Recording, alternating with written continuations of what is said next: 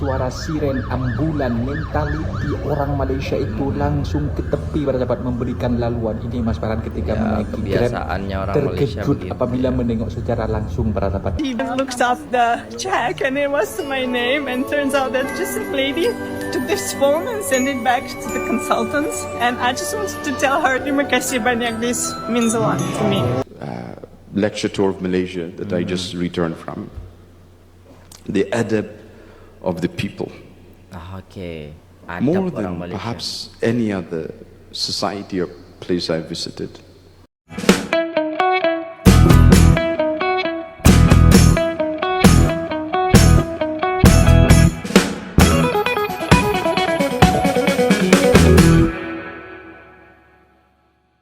Assalamualaikum warahmatullahi wabarakatuh. Jumpa lagi dengan saya guys, Cak Mujib. Gimana kabar teman-teman semua? Semoga sehat selalu ya.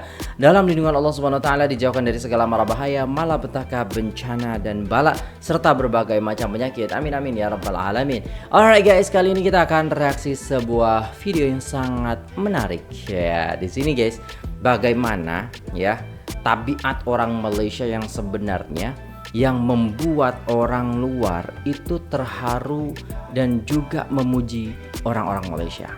Sebenarnya apa sih ya kan yang diajarkan oleh orang tua mereka kepada anak-anak orang Malaysia ini, sehingga ilmuwan daripada Mesir pun, dosen daripada Mesir pun ini mengatakan ya guys ya, bahwasannya orang-orang Malaysia ini sangat-sangat bagus adabnya dan perlu ditiru. Kok bisa begitu? Jadi ini menarik ya untuk kita belajar, untuk kita juga istilahnya mengambil kebaikan-kebaikan yang disampaikan oleh orang luar tentang kebiasaan ataupun tabiat orang Malaysia ini. Jadi tanpa berlama-lama, jom kita simak videonya. Let's go. Arus Story, subscribe guys. Kenapa Setiap kali orang luar datang ke Malaysia, mereka selalu sebut satu perkara yang sama. Bukan tentang bangunan tinggi, bukan tentang makanan semata-mata, tapi tentang satu tabiat kecil yang bagi kita mungkin biasa, namun bagi mereka sangat luar biasa. Hari ini kita bongkarkan satu sikap orang Malaysia yang buat orang luar terdiam, dan ada yang sampai menitiskan air mata. Orang Malaysia ada satu tabiat suka membantu walaupun tak kenal. Pelancong sesat, kita bukan sekadar tunjuk arah, kita hantar sekali. Nampak orang angkat barang berat, tangan kita dulu yang hulur. Bagi kita itu perkara kecil, tapi bagi orang luar yang datang dari negara yang lebih individualistik, itu sesuatu yang sangat menyentuh hati. Oke, menarik guys. Where is your voice? Where is your voice?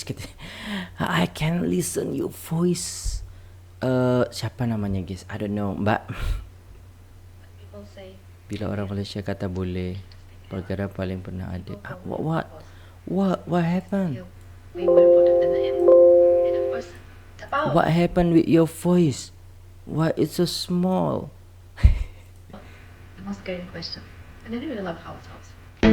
ولذلك أنا قلت في بعض الدروس في مصر، كان قبل حوالي 10 سنوات أو هيك شيء أو أقل قليلا، كان في درس أكثر من دون مبالغة أكثر من، بديش أقول 2000، مش أقل من 500 واحد، أكثر من 500 واحد ليحضر في الدرس، شباب وفتيات من الماليزيين. وكان هذا الدرس طال، يعني طول، وأنا كنت أعطيهم في شرح السنوسية، وثاني يوم صباحا كنت على سفر، يعني أريد أن أسافر الساعة 10 أو كذا، فأنا تعبت، فبقي الدرس استمر لحد الساعة تقريبا 12 ونصف، فهلكت يعني تعبت جدا، وهم جالسون حوالي 3 ساعات ونصف وأنا أدرس. والله يا أخي الفاضل ما كنت أسمع واحد منهم يتحرك إلا في 4 من العرب هم اللي كانوا يتحركوا. 4 جايين معي أصحابي، يعني واحد مرة يكوع، واحد يجلس، واحد يمد إجريه، يعني فعلا. Kenapa pelajar Malaysia yang ada di Mesir itu tergolong elit? Wow, elit guys. Gue ketemu dengan salah satu pelajar Malaysia, dan ternyata sebagian besar pelajar Malaysia itu tinggal di dalam sebuah wisma, di mana mereka semua berkumpul di sana sesuai daerah masing-masing. Dan setiap ada pelajar baru yang datang dari kampung mereka, maka akan dibawa ke tempat ini, akan dibina, dididik, dan juga diorientasi. Dan menariknya, ternyata Wisma ini merupakan fasilitas yang diberikan oleh pemerintah negeri mereka atau daerah mereka.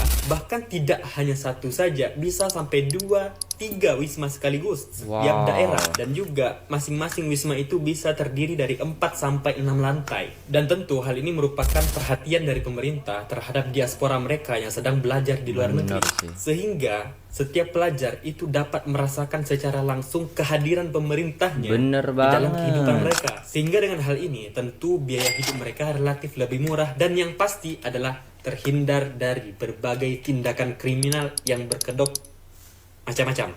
Gimana? Keren nggak pemerintah negeri di Malaysia? Coba kalian komen. Keren kalau menurut saya sih. Ya mau haji, mau pendidikan, kayak gini loh. Malaysia tuh lebih serius ya pemerintahnya untuk memberikan fasilitas kepada rakyatnya gitu. Lebih serius daripada kita yang banyak main-mainnya gitu. Inilah teman-teman reaksi orang Malaysia apabila mendengar suara siren ambulan. Mentaliti orang Malaysia itu langsung ke tepi pada dapat memberikan laluan. Ini Mas Farhan ketika menaiki Grab, terkejut apabila menengok secara langsung pada dapat. Ya Allah, mentaliti orang Malaysia itu memang bagus banget. Orang Indonesia harus tiru semacam ini pada sahabat. Macet semacam ini di Kuala Lumpur, mereka memberikan laluan, memprioritaskan orang yang sangat membutuhkan jalan raya ini ketika emergensi pada sahabat. Dekat Indonesia dimarah-marahin pada sahabat. Apa lo gitulah kalau dekat Indonesia gak dibuka jalan ini punya orang semua macam itu, jalan ini punya umum gitu. Iya, ada orang yang begitu. Sebenarnya mereka nggak sadar bahwasanya ketika mereka memerlukan jalan itu juga, mereka ketika istilahnya darurat ya pasti mereka pengen cepat. Mungkin yang marah-marah kayak gitu tuh punya apa namanya tuh, punya helikopter guys. Atau jet pribadi gitu ya. Malaysia itu tahu jalan umum tetapi memprioritaskan yang sangat emergensi. Yo Malaysia, you know what I love about you guys is you guys are respectful. No matter whether you're a Christian, if you're a Muslim, whatever religion you are, or if you don't have a religion, anything is all good over here because you guys are diverse and I love it. But most importantly, you guys all respect each other regardless of your opinions. It's amazing. I could easily live here. It's just a shame it's difficult to get a long-term visa, but I love it here. I'm going to be sad when I leave. Peace out.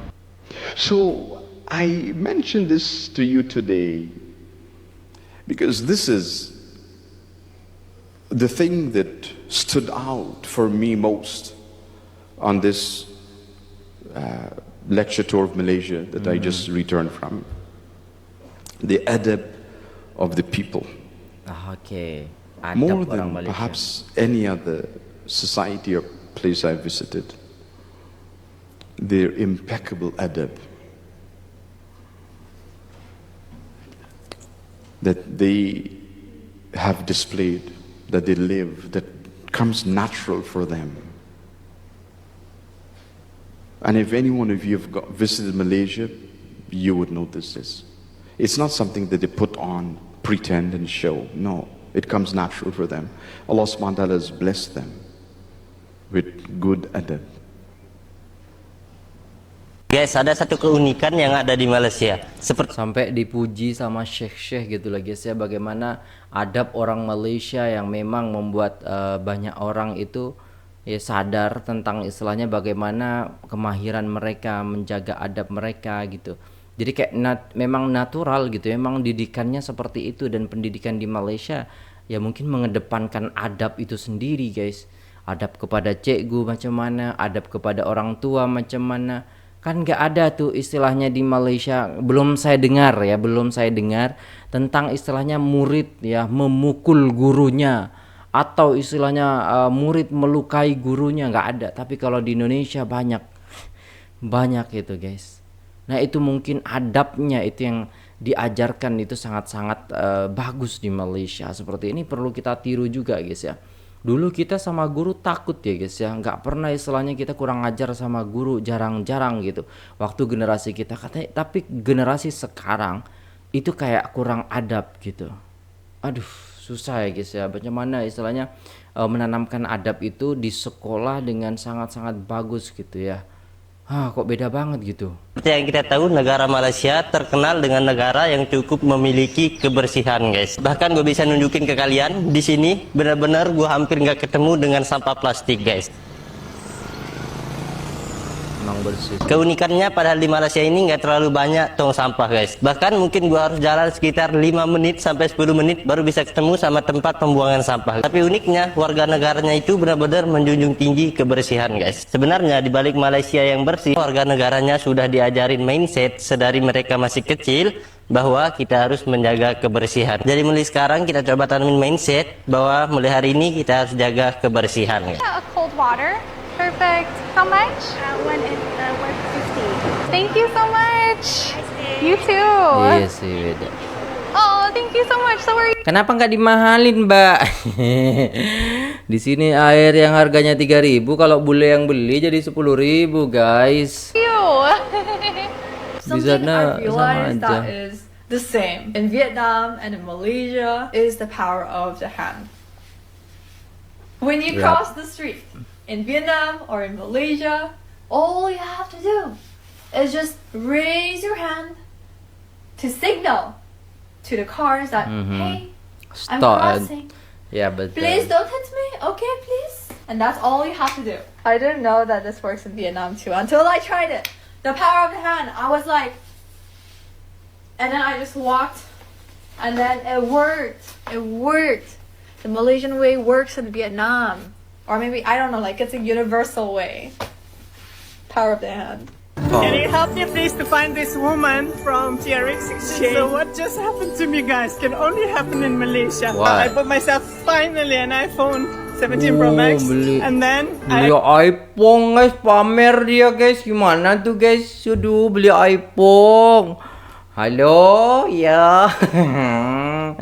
iPhone guys. Teman-teman mau beli lighting kayak gini guys, iPhone lighting Pro Max.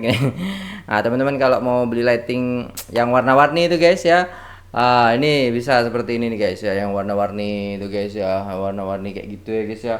Macam ini guys, kalau ditaruh tuh jadi ungu-ungu gitu, itu kayak gitu guys. Promosi sedikit ya buat teman-teman mau belanja boleh. I went to a clothing store. I basically left my phone on the rack and went into the fitting rooms, and I spent a lot of time there, guys. And it's been like maybe 20 minutes before I realized my brand new phone that I haven't even unpacked yet is not there. Tidak ada di sana.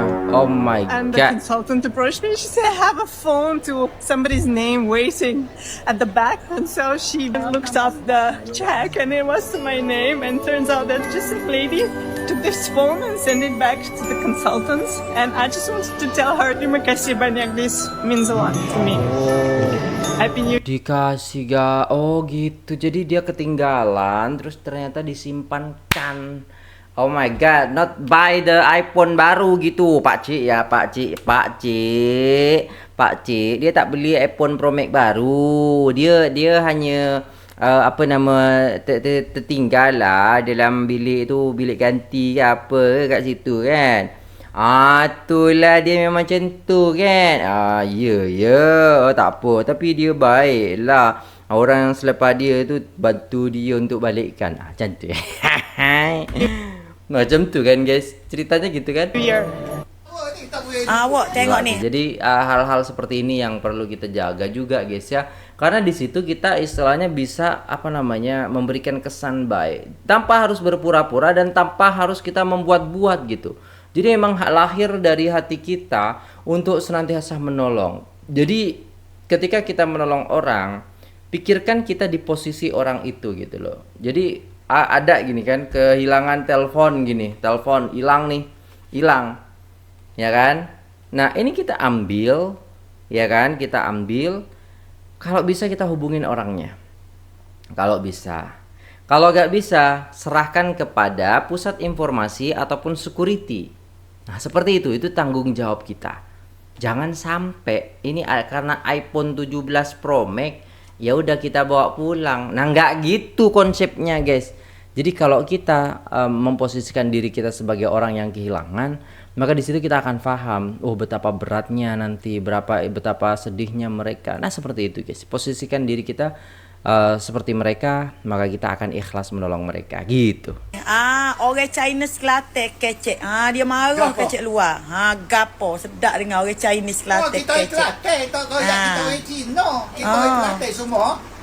Bangsa gapo mu dia suka kita orang Kelantan. Suka jadi rakyat Kelantan. Gapo tak suka, saya generasi ke-7 dah ni. Oh, generasi ke-7 hebat. Generasi ke-7 tengok deh orang Kelantan memang hebat rasa macam. Hebat kena tubik Kelantan. Tak pakai budu. Beli butu sia situ. Amin. Terima kasih Uncle. Malaysia baru aja. Oh keren guys. Kita di Malaysia di Kelantan gitu, kita suka Kelantan macam tu.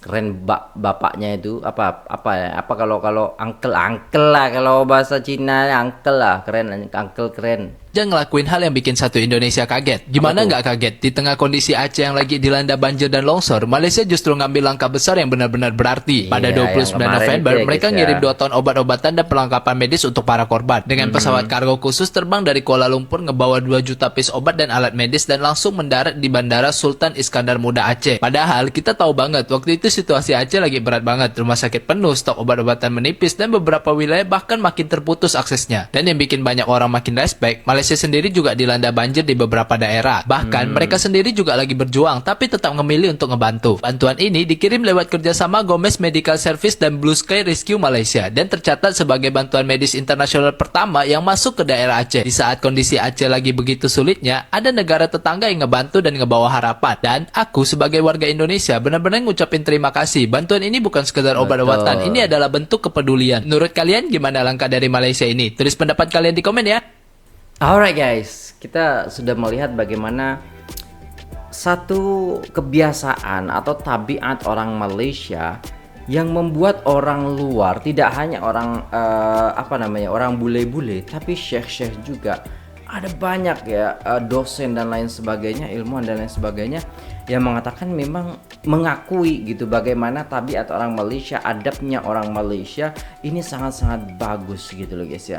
Dan ini benar-benar berhasil berarti didikan daripada pendidikan yang ada di Malaysia. Jadi pendidik terutamanya orang tua ini berhasil untuk memberikan istilahnya pelajaran disiplin, pelajaran adab ataupun akhlak kepada anak-anaknya. Ini perlu kita tiru guys, jangan sampai nggak ditiru nih.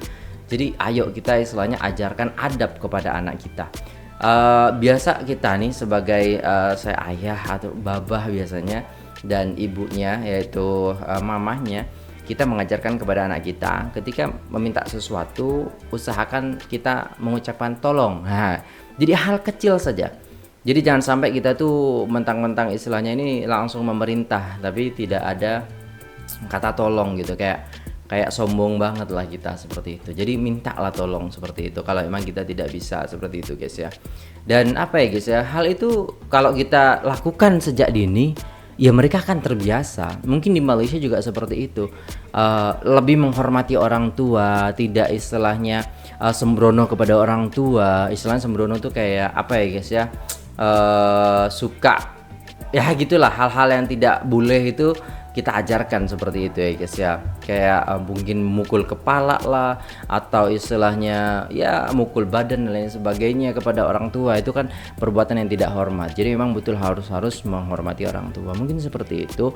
Dan budaya antri dan lain sebagainya, saya mengajarkan budaya antri juga gitu kan. Jadi biar mereka itu paham tentang istilahnya hidup yang disiplin seperti itu, hidup yang penuh dengan apa sih guys ya, toleransi dan juga mengerti dengan kondisi yang ada seperti itu ya guys ya. Nah mungkin lebih tepatnya gitulah. Oke, itu dulu videonya. Terima kasih sudah tengok video ini sampai selesai. Jangan lupa like, share, komen, dan subscribe. Saya pamit undur diri. Apabila ada salah kata mohon dimaafkan. Wassalamualaikum warahmatullahi wabarakatuh.